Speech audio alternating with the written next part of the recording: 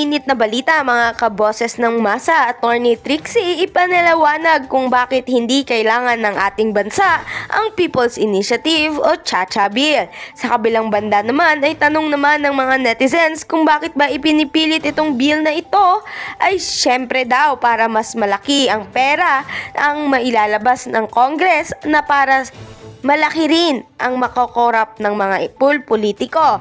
Heto naman ang ibang opinyon ng mga netizens. Pag nanalo si Tambaloslos, walang eleksyon. Siya na ang hari ng Pilipinas. Mga tuta, hindi bababa sa pwesto. Tanggalin lahat ng Duterte. Yes, hindi yan para sa bayan. Para yan sa mga nakaupo na ayaw bumaba sa pwesto. Mga tuta ni Tambaloslos na dupang sa pera ng bayan. Kaya mga sip-sip sarap buhay, dami allowance, suhol funds, travel, shopping, sana all, dami pila. Niloko yung mga tao, papirma kayo namang suhol, pera ng bayan ginagamit panuhol. Kawawang mahihirap, imbis bayan tulungan nyo, mga bulsa nyo pinupuno nyo. Klaseng presidente yan, hindi sinusunod ni Tambaloslos, walang power si Tambaloslos ang papakinggan. Lahat yan, interes sa kaban ng bayan, pinagpahirapan pa nila sarili nila. Nakakairita talaga. At heto naman, pakinggan natin ang buong detalye. By the way, this is Boses ng Masa at kung bago ka pa lamang sa aking channel, ay mag-subscribe ka na!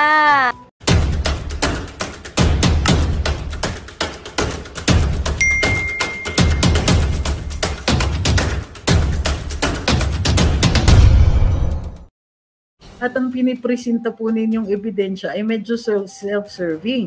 Ang sinasabi nyo, coms ako ni speaker at kasama ako sa pagpupulong, wala naman na pag-usapan na ganun. Talaga? Sure. Sure, sabi nyo pero ito na nga, so tinutuloy pa rin. Bakit tinutuloy? Diba? Kaya ba nilang sabihin, halimbawa, kaya ba ng Kongreso sabihan ng presidente na wag na po kayo makialam dito. Of course, pinanigan ni presidente ang Senado. Ayon kay presidente, senador din ako dati. At itong People's Initiative, yung pagkasulat niya masyadong divisive. Of course, hearsay ang evidence natin dyan kasi ang nagkikwento lang ay si Senate President Migs Zubiri.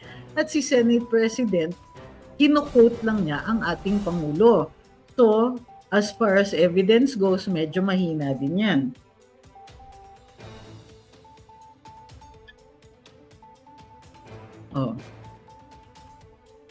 Ito sabi ni Phoenix, ang sabi ni BBM, stop na yung PI na yan, pero di rin nila ginawa. Mahina talaga siya. So, yun na nga. Yun ang tanong ko dito sa Kongreso, sa mga nagtutulak nito. Malinaw na sinasabi na ng ating Pangulo, ayaw niya. Malinaw na pinanigan na niya yung Senado, pero tinutuloy pa rin. Kung matuloy yan, kung maipasa yan, sasabihin na naman ng mga tao, ano bang klaseng leadership yan? Hindi niya kaya mapagsabihan yung mga tao. Sinabi niya kay Senator Migs Zubiri, ganito, gumawa lang kayong resolution sa Senado at ipa-approve ninyo para pareho na sabay na kayo ng House. At harap-harapan, sinabi naman ni Speaker Romualdez kay Pangulo na, of course, hearsay din to, na susunod daw sila at of course, may statement din siya. At the same time, may isang ibang congressman dyan na nagsasabing, successful ang House. Kasi hindi naman daw gagalaw ang Senado kung hindi gumalaw ang Kongreso. Anong ibig sabihin nun? Di umamin sila yung gumagalaw dyan sa People's Initiative na yan. So, ito yung ang weird, So, ito na naman tayo, hindi sila magkaisa. Hindi rin, okay lang sa atin, hindi sila magkaisa, pero hindi tama yung mga kwento nila. Sinasabi ng ibang kongresista, hindi totoo yan, wala kaming kinalaman dyan. Yung isa naman, panalo ang House kasi kundi dahil sa amin, hindi gagalaw ang Senado. At the same time, sinasabi ng presidente daw na masyadong divisive yung sa House, water down yung boto ng Senado. O ganito na lang, yung simple na lang na pag-amyenda ng saligang batas. So, may napansin ba kayo? Sabi ni Vin, tigil lahat ng gawain pag nalalay. Pero ito, napansin ba ninyo? Sila lang ang nag-uusap. Kausap ni Presidente si Senate President. Andyan si House Speaker. So, tayo yung nakapansin. Kung hindi nyo kung naaalala ninyo, in fact, dito sa Luminous, tayo yung unang nagsabi, uy, itong People's Initiative, gusto nila pala mas mabigat yung powers ng Kongreso at hihina ang Senado. So, parang nagpi-People's Initiative kayo para dumagdag yung power ng Kongreso at halos sila na lang kakayanin nilang umarangkada mag-isa at makapag-propose ng mga pagbabago sa saligang batas with or without a discussion of the people. And that is something that I noticed. Usap sila ng usap. Hindi tayo kasali sa usapan. Kahit yung sinasabi nila, yung economic provisions, yan ang babaguhin natin. Teka muna, tinanong nyo ba kami? Did you give us any reason kung bakit, sige, umpisahan na natin to? In fact, ang pinag-uusapan ng taong bayan, unang-una, kon ba ito? Pangalawa, magpe-federalism ba? Magpa-parliamentary ba? Maggaganito ba? Hindi. Wala yun sa usapan. Sila, economic provisions. Ito kasi nga, ang naging, hindi magandang information campaign nung last administration.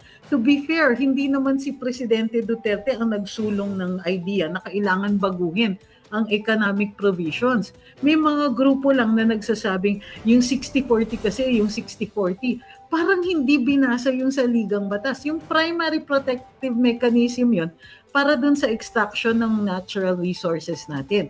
And of course, pinoprotektahan din natin with 100% Philippine citizenship na ang ownership of land. Pwede yung foreigner kung ikaw ay dating Filipino citizen at you inherit the property, o dating Filipino citizen ka na meron kang lupa, nagbago ka ng citizenship mo, sa'yo pa rin yung lupa na yan. So may mga rules tayo with that. Ang problema, none of them. They talk about, sige, baguhin natin yung saligang batas, ganito na lang yung paraan. Tapos ang sinasabi na, ang economic provisions. Where are the specific? Exactly what economic provisions and exactly what are you going to do? What are you talking about? What do you intend? Kasi sasabihin ninyo sa amin, i-revise namin yung economic provisions. Bakit? Ano ba ang problema? I-define nyo sa amin kung ano yung problema at ayusin ninyo. Kasi hindi kami bulag, sasabihin ninyo. Kasi kulang ang foreign direct investments at chuchuchu ninyo.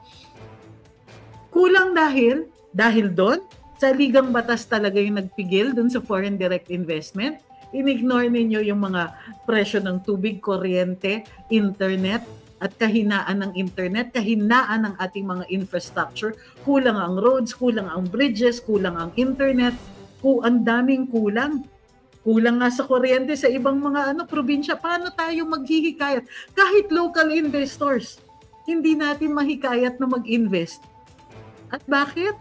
Paano ka magagawa ng malaking negosyo? Patay sindi ang kuryente, patay sindi ang internet.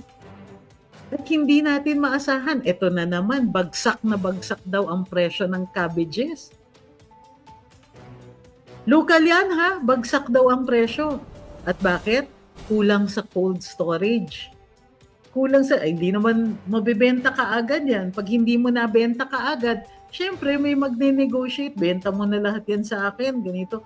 Alam nyo ba na hindi pa umaabot ng 10 piso ang isang ulo ng cabbage doon sa malapit kung saan ng mga farmers. Pero pagdating dito, humahagupit ang presyo. Ayan, sabi ni Ayam Karen, ang mahal sa palengke ng repolyo. Pero doon sa ating mga magsasaka, ay wala pang 10 piso. Kaninong kasalanan yan? Yung middlemen na dati iniimbestigahan daw ng Kongreso pero wala naman nangyari. Na sinasabi mismo ng ating Pangulo nung siya ay nangangampanya, paano natin poprotektahan yung mga farmers? Ayusin natin yung logistics niyan. Ano yung logistics? Cold storage, grain silos, farm to market the access to the markets, direct access to the market. Meron pang binabanggit na we can connect the farmer directly to the market. May internet na, mga ganyan. Nasa na? Nasa na? Magtatatlong taon na, magdadalawang taon na. Hanggang ngayon, nga pa rin tayo dyan sa logistics system na yun. Buti sana kung hindi yan ipinangako. Diba? Pinangako yan sa atin. Yun, napapatapon lang, sabi ni Ma'am Karen dito sa TikTok. Natatapon tuloy yung mga napaghirapan na patubuin, palakihin ng ating mga magsasaka. Sabi ni Jeff, sino bang scriptwriter nila? Ba't di tugma ang mga script? Oo nga nakakaloka nga ito. Parang, tulungan ba namin kayo?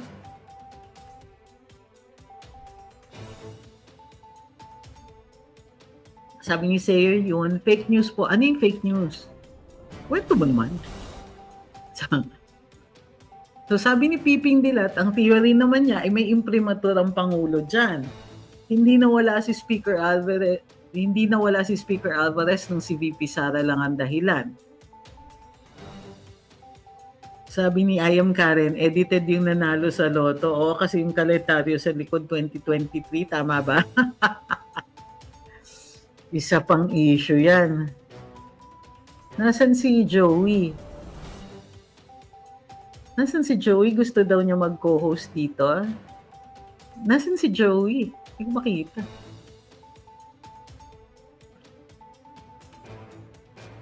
So, ayun. Tapusin muna natin yung sermon, di ba? Sabi ni Ma'am Joan, 51% daw natapos ang FMR. Farm to Market Roads. Na in reality, hindi din nila accomplishment. Yun na nga So, nag-iintay tayo ng mga announcements, ng PCO and all that. Tapos, pinagbigyan tayo, nag-announce, sablay. Hala, nakaloka. Sabi ni Seo, ang dami pong issue ngayon, butin lang, nagsalita na si Sen Aimee. Yun, totoo, nagsalita nga si Senator Aimee. Ang problema, lumalaban siya mag-isa. Ito, sabi ni Doom, yung sablay talaga. Wala tayong magagawa. Sabi ni Rex, medyo mahina lang daw talaga ang namumuno. Sabi ni Ignis, may hinala ako sa usapan ni BBM Zubiri, Romualdez Legarda at Angara. Yan yung mga number 1 na mga balimbing na politiko at ambisyosong politiko. Paggising ng mga Pilipino, isang araw Prime Minister na yan si Tampi. Hi kay Random Things. At member lahat yan ng parliamentary at mga kampi ni Tampi. So, yun.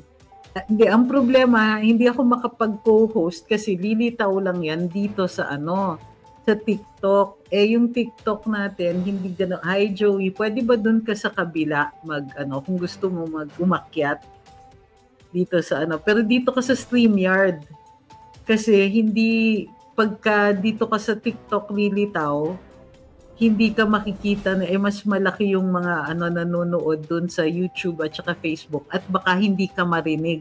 Mas malakas yung audio kasi ng nung kabila. Padalang kita ng na ipopost ko sa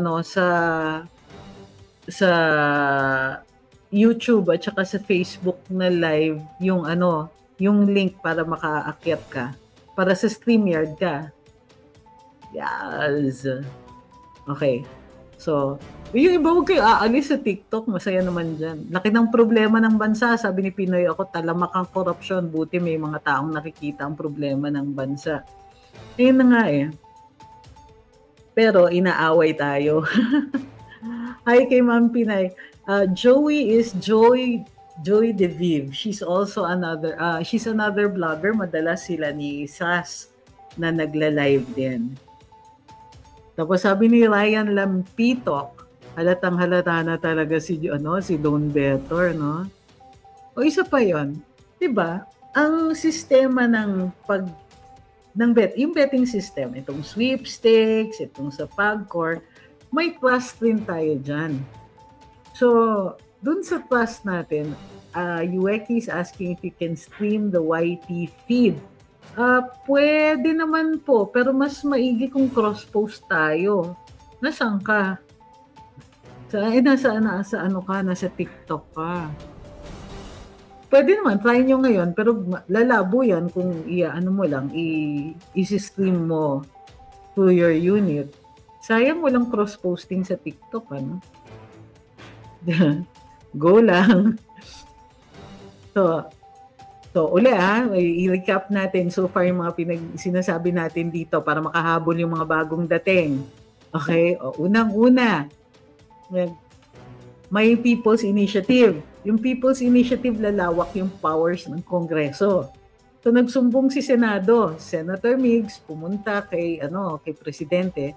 Sabi ni Presidente, "Oy, oo nga, masyadong divisive 'yan. Bakit hindi ninyo pag-aralan yung mga changes? Tapos gawa kayo ng resolution." Sabi niya, kasi kahit ako, senador ako dati, hindi ko magugustuhan syempre 'yan.